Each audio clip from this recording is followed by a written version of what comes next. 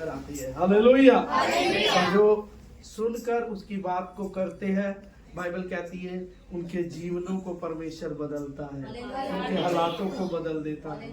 Hallelujah, hallelujah. जब हम उसकी हजूरी में हैं तो हमें कि साल की 2025 की ये पहली प्रार्थना, जो रात की प्रार्थना है, जो परमेश्वर ने हमें उन भीड़ में से, उन लाखों लोगों में से अलग कर कर हमें अपने घर में बुलाया। Hallelujah, hallelujah. तो हमें भी परमेश्वर के लिए अपने आप को तैयार करना है। Hallelujah, hallelujah. रात का समय है, सुस्ती है, नींद आती है, पर उस नींद को आपने हटाना है, उस सुस्ती को अपने आप से हटाना है। हालेलुया। और जब हम ये करते हैं तो वचन कहता है कि जब तुम मेरे नाम में कुछ ऐसी चीजें करते हैं, जब भी हम परमेश्वर के लिए कुछ करते हैं तो याद रखो कि परमेश्वर हमारे लिए बड़ा कर रहा होता है। हालेलुया। हमारा वो थोड़ी सी मेहनत करना हमारे एक बड़े फल को लेके आ सकती है। हालेलुया। तो रात का समय प्रभु जानता है, प्रभु भी, बाइबल कहती है कि भी वो भी इस संसार में आकर उनने भी एक शरीर लिया। हालेलुया। एक मानव शरीर लिया उसने, तो उसे भी बाइबल कहती है जब वो आया था तो उसे भी नींद आती थी, उसे भी, पर वो वचन बताता है वो रात को ही चला जाता था प्रार्थना के लिए। उन्हें नींद को एक तरफ करके परमेश्वर को पहला स्थान दिया। हालेलुया। 2025 में तो आप आगे हो, महीना भी चढ़ गया, खत्म होने वाला है, पर ये पहली प्रार्थना है जो हमें लास्ट तक लेकर जाएगी। हालेलुया। तो हमें सुस्त नहीं रहना, फिर हमें भी, हालेलुया, हालेलुया,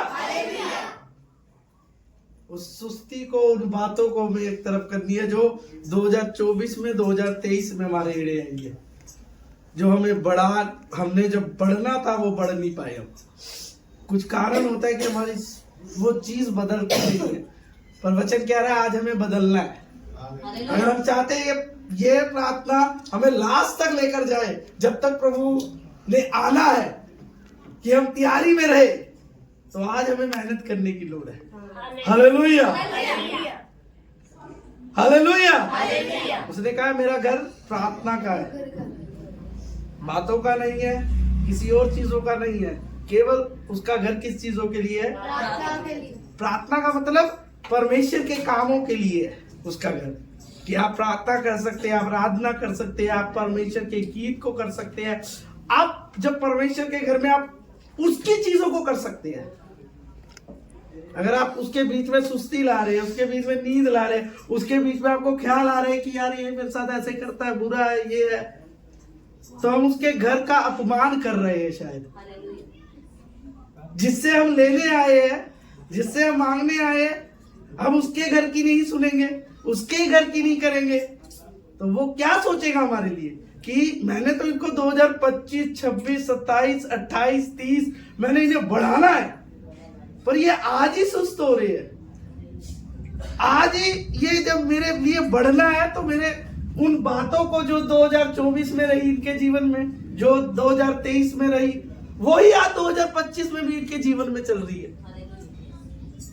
अगर हम चाहते हैं तो 2025 हमारे लिए बेस्ट है, तो हमें जब भी परमेश्वर के घर में आना है, जब भी हम परमेश्वर के घर में समय निकाल कर आ रहे हैं, तो उसकी एक्टिविटी को करना है हमने। हालेलुया। अगर ना याद रहे तो ये बात याद रखना कि परमेश्वर का घर किसके लिए है।